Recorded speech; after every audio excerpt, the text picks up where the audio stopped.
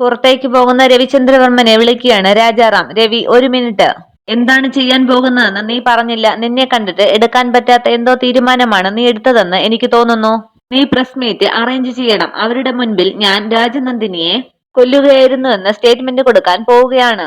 What? എന്താ നീ പറയുന്നത്?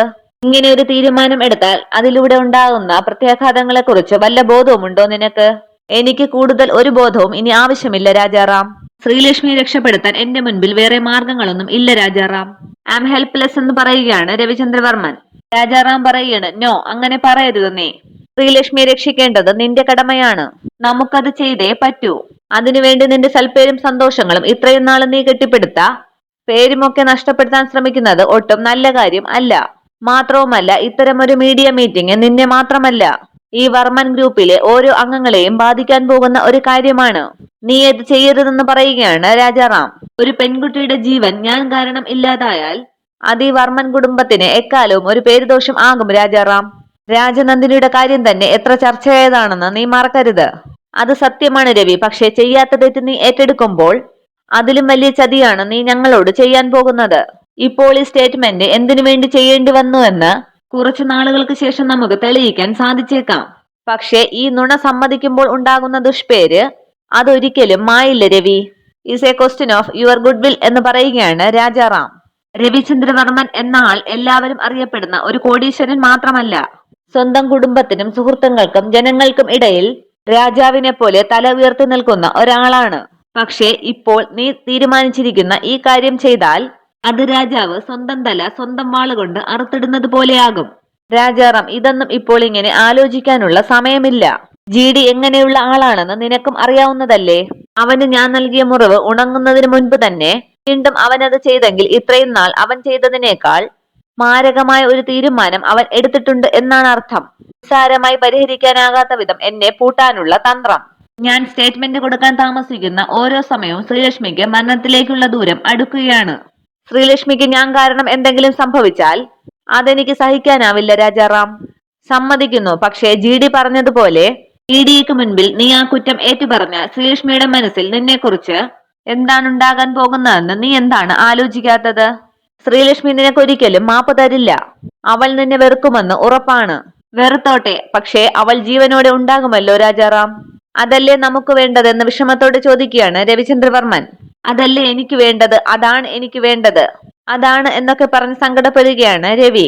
പ്ലീസ് രവി, എനിക്കൊരു ചാൻസ് തന്നി. ആ വെഡിങ് പ്ലാനറെ കൊന്നിട്ടാണെങ്കിലും നമുക്ക് സത്യം പറയിപ്പിക്കാം. എന്റെ ഉറപ്പാണ്.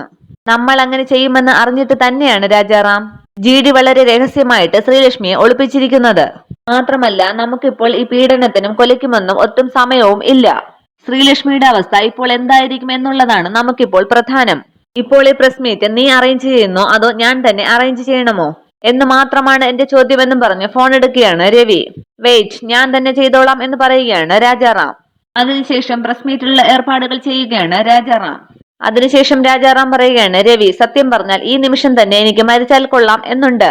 ഏത് സുഹൃത്തിന് വേണ്ടിയാണോ ഞാൻ തല ഉയർത്തി പിടിച്ചു നടന്നത് ആ സുഹൃത്ത് മീഡിയയ്ക്ക് മുൻപിൽ തല താഴ്ത്തുന്നത് കാണാൻ എനിക്ക് വയ്യ. ഞാൻ വരില്ല നിന്റെ കൂടെ. I am sorry. അതിനുശേഷം അവിടെ നിന്നും കാറെടുത്ത് പോവുകയാണ് രവിചന്ദ്രവർമ്മൻ. രാജാറാം പറയുകയാണ്, ആ പെൺകുട്ടിയെ രക്ഷിക്കാനുള്ള നിന്റെ മനസ്സ് മറ്റാർക്കും കിട്ടില്ല രവി. നിന്നെ പോലെയാകാൻ മറ്റാർക്കും കഴിയില്ല. You are simply great. പിന്നീട് കാണിക്കുന്നത് ശ്രീലക്ഷ്മിയെ കെട്ടിയിട്ടിരിക്കുന്ന ഗാങ്ങിനെയാണ്. അതിലൊരാൾ പറയുകയാണ്, ഇതുവരെ ഒരു വിവരവും കിട്ടിയില്ലല്ലോ. അയാൾ പ്രസ് മീറ്റ് തുടങ്ങി കാണുമോ? ഫോണിൽ ലൈവായിട്ട് കാണാമെന്ന് വെച്ചാൽ ഫോൺ സ്വിച്ച് ഓഫ് ചെയ്യാനാണ് നേരത്തെ പറഞ്ഞിരിക്കുന്നത്. അന്നേരം ഒരു ബ്രിട്ടീഷൻ പറയുകയാണ്, അയ്യോ, ഫോണിന്റെ കാര്യം പറഞ്ഞപ്പോഴാണ് ഓർത്തത്. നമുക്ക് വിവരം തരേണ്ട ആ ഫോണില്ലേ, അതിപ്പോൾ കാണുന്നില്ല. അത് കാണുന്നില്ലേ? നീ എന്താണ് ഈ പറയുന്നത്? വന്നേ, നമുക്ക് അകത്തു പോയി നോക്കാം. ആ ഇൻഫർമേഷൻ ഇല്ലാതെ നമ്മളെ അവരെങ്ങനെ ബന്ധപ്പെടും? അതിനുശേഷം എല്ലാവരും ചേർന്ന് ഫോൺ തിരയുകയാണ്.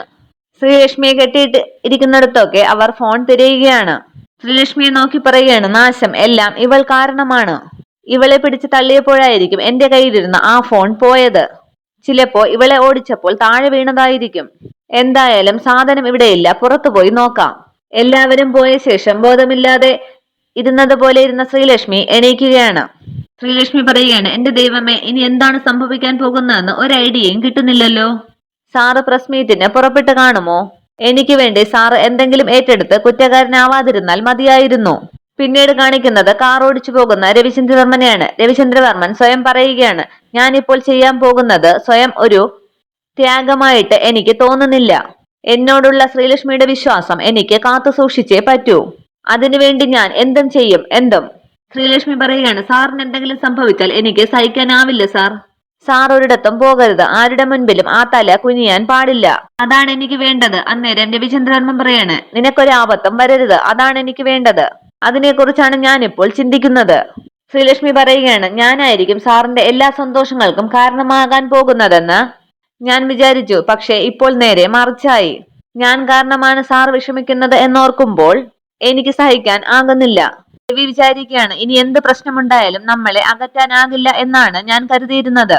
പക്ഷെ ഞാൻ ഇപ്പോഴീ പറയാൻ പോകുന്ന നുണ ചിലപ്പോൾ നമ്മളെ എന്നേക്കുമായി അകറ്റിയേക്കുമെന്ന് എന്റെ ഭയം. ശ്രീലക്ഷ്മി, എനിക്കറിയില്ല ഞാനിത് അവിടെ മീഡിയയ്ക്ക് മുൻപിൽ പോയി പറയുമ്പോൾ എന്താണ് സംഭവിക്കുന്നതെന്ന്.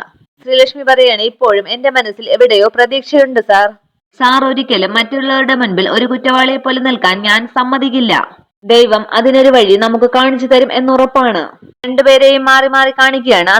അന്നേരമാണ് ശ്രീലക്ഷ്മിയുടെ കണ്ണിലേക്ക് ആ ഫോൺ പെടുന്നത്. കസേരയിൽ നിന്നും എഴുന്നേറ്റ് പോയി ആ ഫോൺ എടുക്കുകയാണ് ശ്രീലക്ഷ്മി. അതിനുശേഷം ശ്രീലക്ഷ്മി ഫോൺ വിളിക്കാൻ ശ്രമിക്കുമ്പോൾ കോൾ കിട്ടുന്നില്ല. പിന്നീട് ശ്രീലക്ഷ്മി മെസ്സേജ് ടൈപ്പ് ചെയ്യുകയാണ്, hello sir, please call me back, this is Sreelakshmi.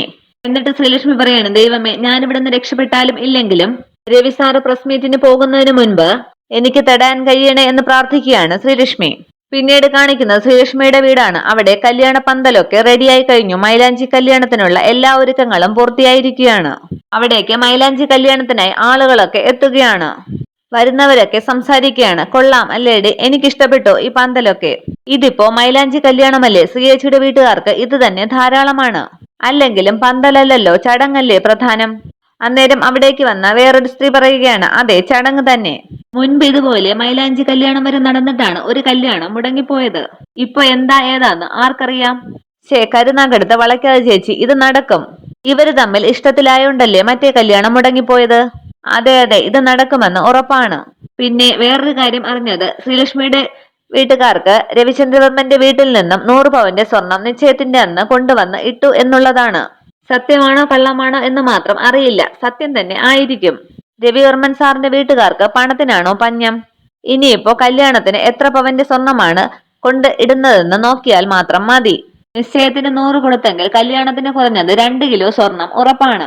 അതെ അതെ, ശ്രീലക്ഷ്മിയുടെ ഒരു ഭാഗ്യമേ, സാധാരണ കല്യാണത്തിന് പെണ്ണു വീട്ടുകാരാണ് സ്വർണം വാങ്ങാനായിട്ട് നെട്ടോട്ടം ഓടുന്നത്. ഇതിപ്പോ ചെറുക്കന്റെ വീട്ടിൽ നിന്നാണല്ലോ. അങ്ങനെയൊക്കെ പറഞ്ഞ് പരസ്പരം ചിരിക്കുകയാണ് അവർ. അന്നേരം അവിടേക്ക് ത്രിവിക്രമൻ എത്തുകയാണ്. ചോദിക്കുകയാണ്, എന്തോന്നാ പെങ്ങന്മാരെ ഇത്? സ്വർണത്തിന്റെ കണക്കൊക്കെ പറയുന്ന കേട്ടല്ലോ. സുദർശന മോക്കിടുന്ന സ്വർണത്തിന്റെ കണക്കാണോ പറയുന്നത്? അയ്യോ അല്ലല്ലോ ചേട്ടാ, കോളനിയിൽ ഈടെയായിട്ട് വളരെ കീരിശല്യമാണ്. അതിനെ എങ്ങനെ പാഷാണം വെച്ച് കൊല്ലാമെന്നാണ് ഞങ്ങളിപ്പോൾ സംസാരിച്ചുകൊണ്ടിരുന്നത്. അത് കേട്ട് ബാക്കിയുള്ളവർ ചിരിക്കുകയാണ്. ത്രിവിക്രമന് തന്നെ കളിയാക്കിയതാണെന്ന് മനസ്സിലായി. അവർ പോയ ശേഷം ത്രിവിക്രമൻ പറയാണ്, അതെ, നിങ്ങൾ ഉദ്ദേശിക്കുന്ന കീരിയെ സാധാരണ പാഷാണം വെച്ചാൽ ചാകുന്ന ഇനം അല്ല. നിങ്ങളുടെ വീട്ടിലെ പാമ്പുകളെ പിടിക്കാൻ വന്നതാണ്. അവളുമാരുടെ ഒരു ചൊറിച്ചിൽ കണ്ടില്ലേ? നിന്നേക്ക് ഞാൻ എടുത്തോളാം, നോക്കിക്കോ. അന്നേരം അവിടേക്ക് രഘുവും രേഖയും ഗായത്രിയമ്മയും എത്തുകയാണ്. അവരെ കണ്ട് നമസ്കാരം പറയുകയാണ് ത്രിവിക്രമൻ. രഘു പറയാണ്, ഗുഡ് മോർണിംഗ് മിസ്റ്റർ ത്രിവിക്രമൻ. മൈലാഞ്ചി കല്യാണത്തിന് കാണുമല്ലോ അല്ലേ? കാണും സാറേ, തീർച്ചയായും കാണും. മൈലാഞ്ചി കല്യാണത്തിന് മാത്രമല്ല, ഒറിജിനൽ കല്യാണത്തിനും കാണും ഈ ത്രിവിക്രമൻ.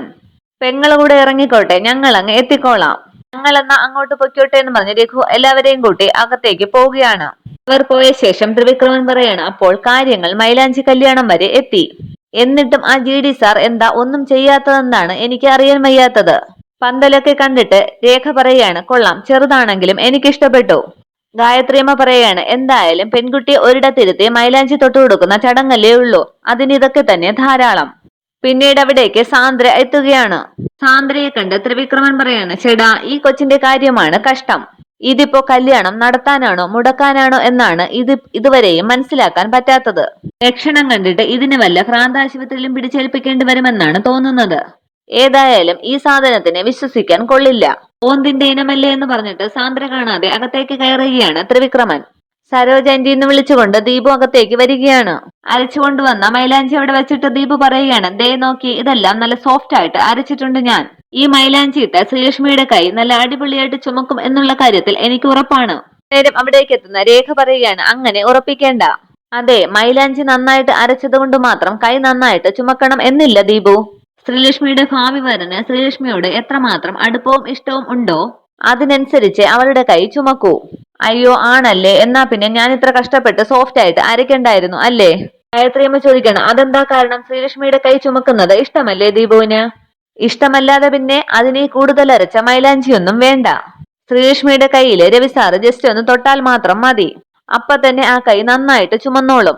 ദീപുവിന്റെ ആ മറുപടി കേട്ട് സന്തോഷിക്കുകയാണ് എല്ലാവരും. അത്രയ്ക്ക് ഇഷ്ടമാണ് രവി സാറിന് ശ്രീലക്ഷ്മിയെ. രേഖ പറയാണ്, ഇതൊക്കെ കേട്ടാൽ ദീപു അതൊക്കെ കണ്ട പോലെയാണല്ലോ വർത്തമാനം. ആ, കണ്ടിട്ടുണ്ടെന്ന് വേണമെങ്കിൽ കരുതിക്കോ. ഏതായാലും രേഖ മേഡവും ഇന്ന് കയ്യിൽ മൈലാഞ്ചി ഇടണമെന്നാണ് എന്റെ ഒരു അഭിപ്രായം. അപ്പോഴല്ലേ രഘു സാറിന് മേഡത്തോട് എത്രമാത്രം പ്രേമമുണ്ടെന്ന് നമുക്ക് അളക്കാൻ പറ്റൂ. ആഹാ, അത് കൊള്ളാമല്ലോ രഘു, അപ്പോഴതൊന്ന് പരീക്ഷിച്ചാലോ?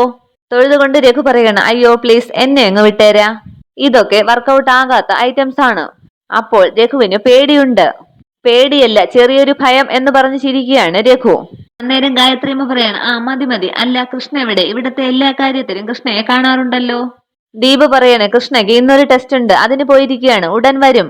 സുദർശൻ ചോദിക്കുകയാണ്, അല്ലമ്മേ ശ്രീമോൾ എവിടെ? നിങ്ങളോടൊപ്പം വന്നില്ലേ അവള്? ഇല്ല സുദർശൻ, ഞങ്ങൾ കുറച്ചു നേരത്തെ ഇങ്ങ് പോന്നു. ശ്രീലക്ഷ്മിയെ രവി കൂട്ടിക്കൊണ്ടുവരാമെന്നാണ് പറഞ്ഞിരിക്കുന്നത്, അവൻ കൊണ്ടുവന്നോളും.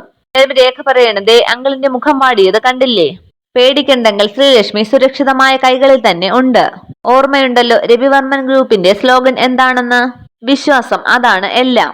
ഇത്രയുമാണ് ഇന്നത്തെ എപ്പിസോഡ് വിശേഷങ്ങൾ. Okay, thank you.